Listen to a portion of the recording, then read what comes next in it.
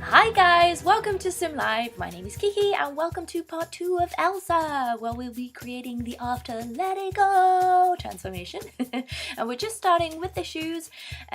So this texture that you see underneath this UV map is an existing texture from the game, from a pair of blue heels. So over that I'm just going to paint out a texture that I'll be pasting over the mesh. So I'll just be keeping the mesh as it is, that's fine. So I'm just creating a texture that I can paste over that basically. And from this texture that you see underneath, the shoe texture, I'll be keeping the sole. And I also got a skin texture that you can't see right now, but it is there.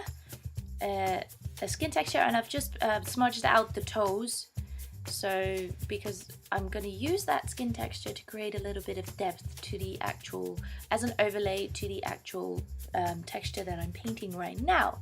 So I've painted it out, or basically drawn it out with the path tool, filled it in with a color so that I can later on give it an actual color, so all in one go. So this thing that you just saw me add, that was the skin texture, so it doesn't have toes because I got rid of the toes. And then I'll be keeping the sole of the shoe from the existing shoe texture, and now I'm just trying to combine all of those together. So basically doing a lot of mirroring to make sure that it's all symmetrical. You could see that I was referring back to that picture of the concept art. Did I explain that it was a picture of the concept art of the film Frozen? And we now know that there's going to be a Frozen 2. I'm so excited. I remember the first time when I saw Frozen in #1 was actually when I was on holiday with my sister in Turkey. And we were at the hotel and we were like, oh, what are we gonna watch? And for some reason, whenever I'm watching a film with other people, I always watch Disney films because they're very oh, hang on, yeah, so the shoes are finished. I'm just I've propped up the sim in a pose just so I could zoom in on the feet, because usually in Cash you can only zoom in on the face, so I just had to pull her up higher so we could see the shoes. Anyway, starting with the dress now. So again, I used for reference the concept art of the actual film, because I like the concept art. I mean, it is a little bit different from the actual dress in the movie, but I just saw the concept art and I fell in love, and I was like, you know what, I'm gonna use that one. Anyway, yeah, my sister and I were on holiday in Turkey, and whenever I watch a film with someone else, I'm always like, let's watch a Disney film, because that's easy. It's a nice story. It's guaranteed that you'll enjoy it, as long as it's not a sequel. Although I am hoping that the Frozen 2 sequel will be a good one. I'm getting a little bit of the Airbender vibes from it, but that's okay, I guess. I mean, the future will tell us. Anyway, I'm really hoping that it'll be as good as the first one. So a little bit about what I'm doing right now. So I meshed it in edit mode, just a very simple shape. I put a multi-resolution modifier on there and then took it to sculpt mode, and right now I'm just sculpting some extra detail in there, some extra shape, like clothes, ruffles, and this, I don't know, extra detail that she has in the back. I'm assuming that the skirt just gathers at the back and creates this ornate shape. So after this, I'm going to retopologize this, because obviously this is going to have way too many, well, it's going to be way too high poly to function in game. Plus also I'm going to have to combine this mesh of the skirt with a top.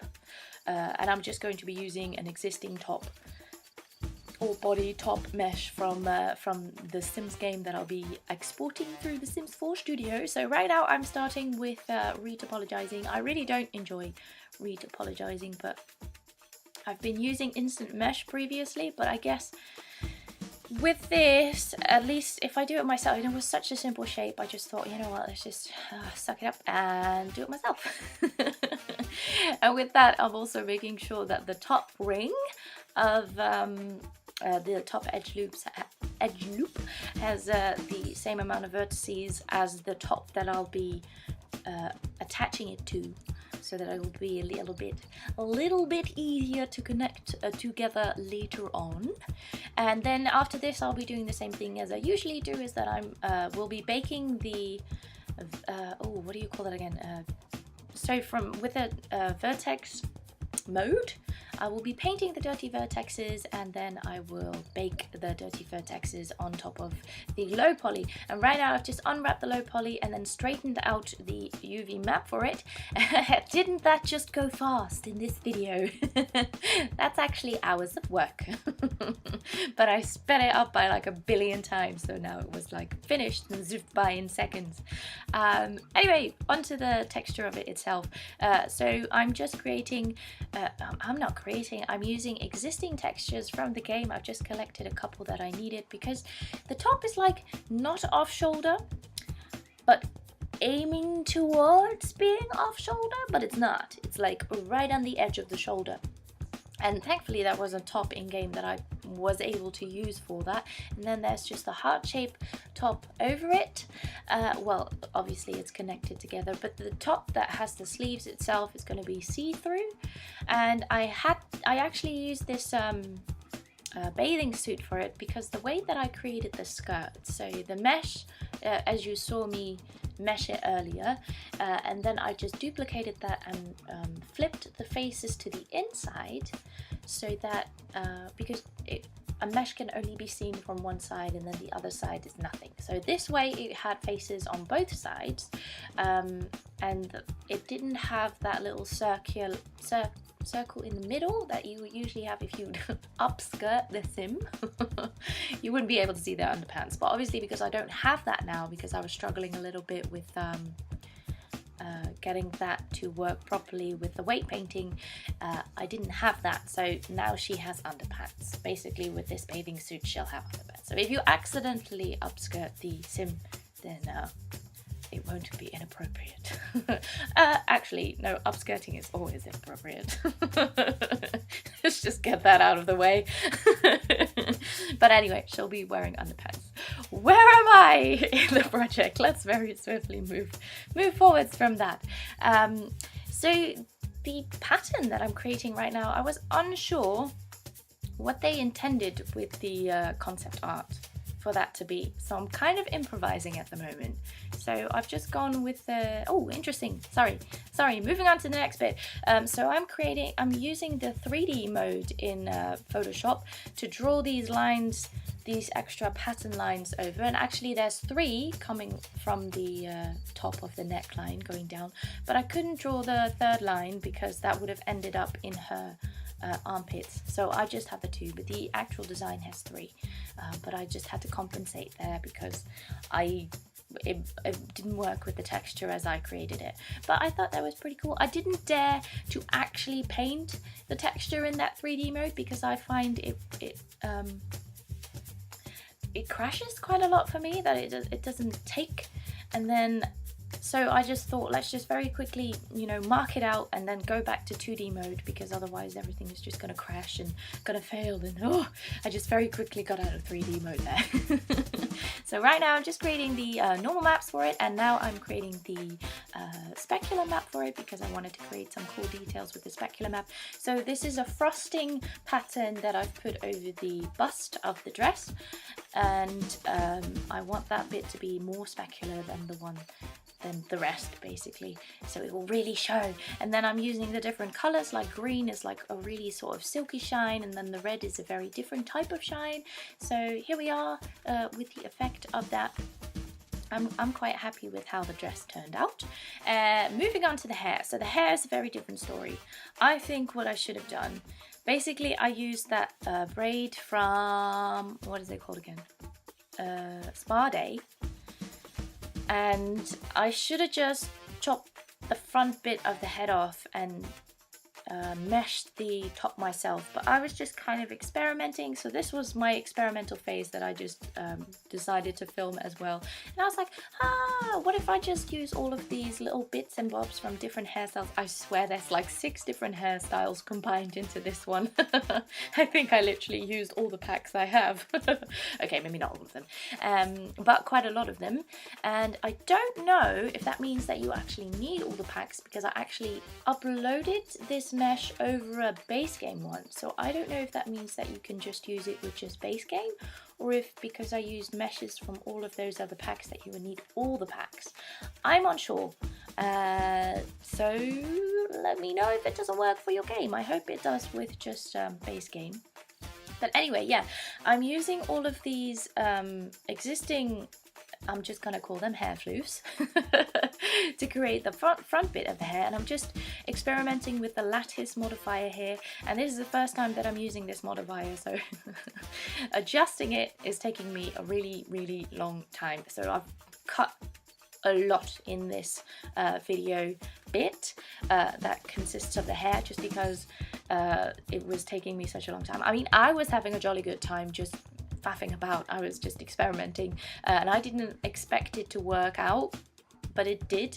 But because it did take me such a very long time to do this, I think if I would have had to do this again, I would have just meshed it myself. But I thought that I'd be able to just combine the textures from all of these hairstyles, and boom, I would have a texture. But that didn't end up working out, just because well, it's like 6 different hairs, so combining the textures for all of those and finding space for that in the small little slot that we have to put hair texture in, it was a struggle.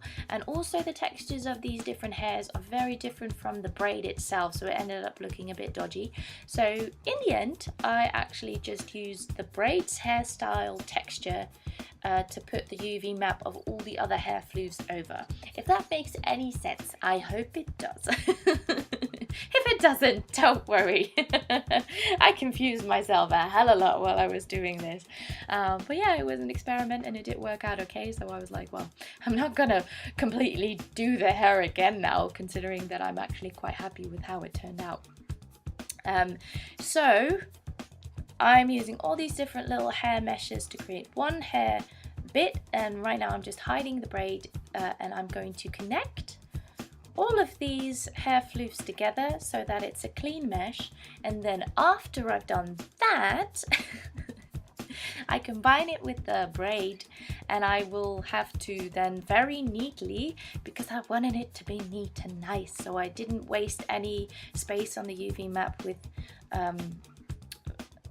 UVs that I wasn't using, that weren't visible or were like stuck behind other ones. So I'm trying to create the neatest as possible mesh.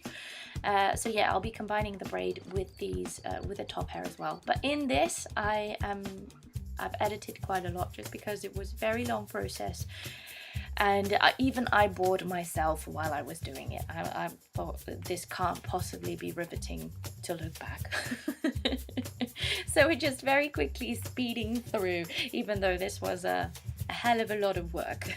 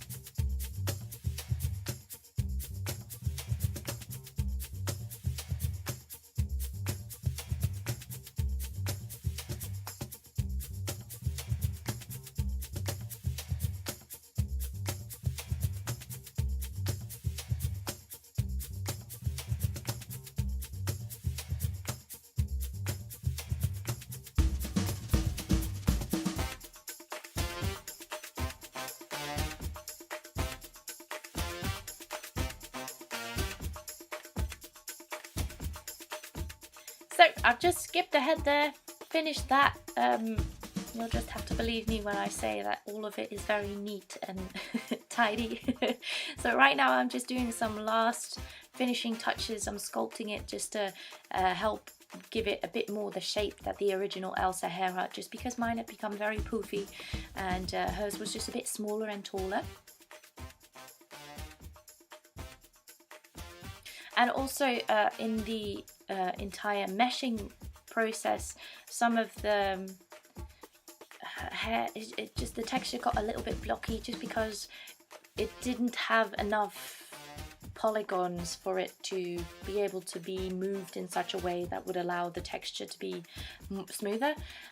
So yeah, it is what it is. I did try to make it as smooth as possible, and here I'm just combining the hairline of the original hair to the front of the hair that I just spent ages creating. And there we are, that's the finished hair. And of course I've already done the sim. So on we go to the showcase. I hope you've enjoyed the creation of Elsa. Thank you so much for watching. Have a lovely day. See you later and goodbye.